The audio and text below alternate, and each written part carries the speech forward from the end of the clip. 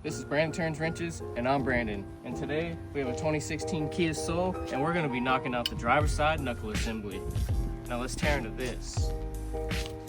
Skater jack rope. Always remember, safety first. You want to have your jack stand.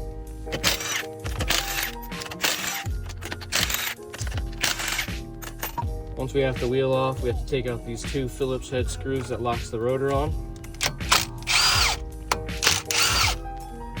So the best way to start this is to take this off as one whole assembly.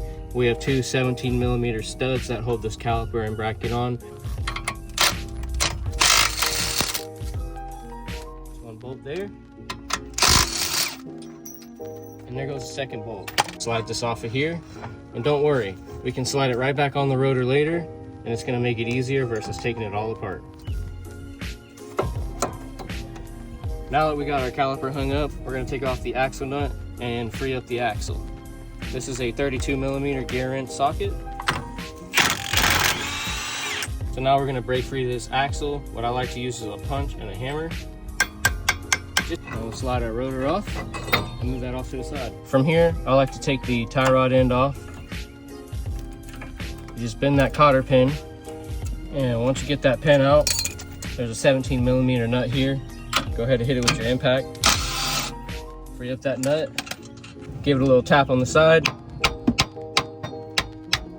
Once you get this far, we're going to take out the two bolts that hold the strut assembly onto the knuckle.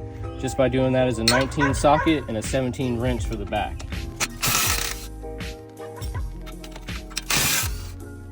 Kind of wiggle them out. You get them both out. From here, we can turn and separate, just like that. Carefully take out your speed sensor. This is a 10mm nut. This is a 10mm bolt. And just wiggle this gently and pull it out soft so you don't damage it. Now, let's remove this axle all the way. From there, we need to take off this lower ball joint. There's a nut here and a bolt head here. These are both 12s. I'm using a mountain type wrench and a 12mm socket.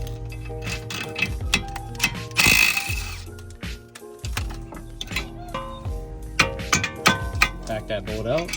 Now to get this knuckle assembly off, I like to stick a flathead there, and then I'll beat it in with a hammer at the top.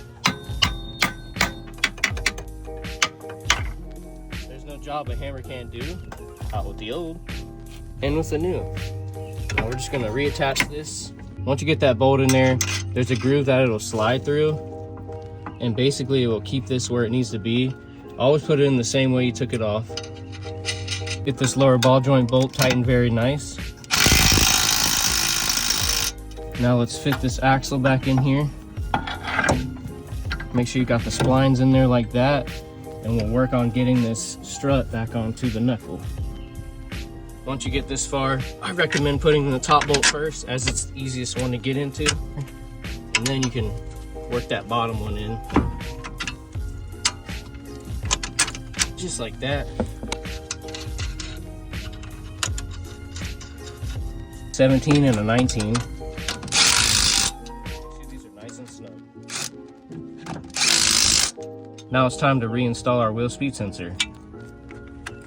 Make sure it's just popped up in there. Get that 10mm bolt back in. Zing zing. Don't get our tie rod in back in.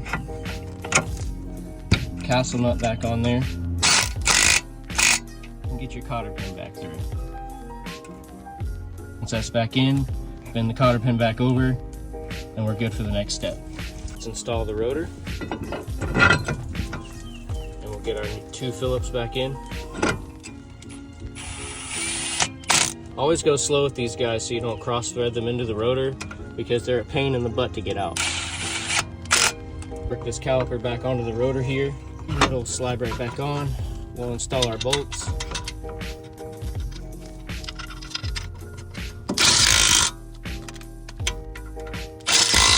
So now it's time to get the axle nut back down fastened.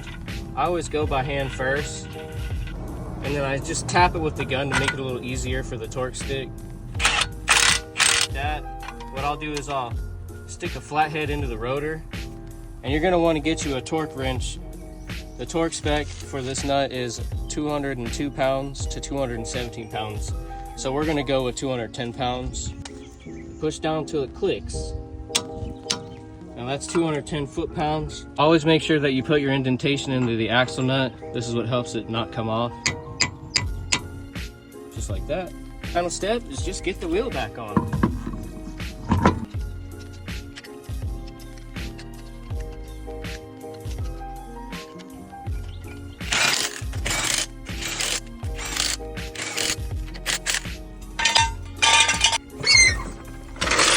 Now that was a quick 250 bucks. Job well done.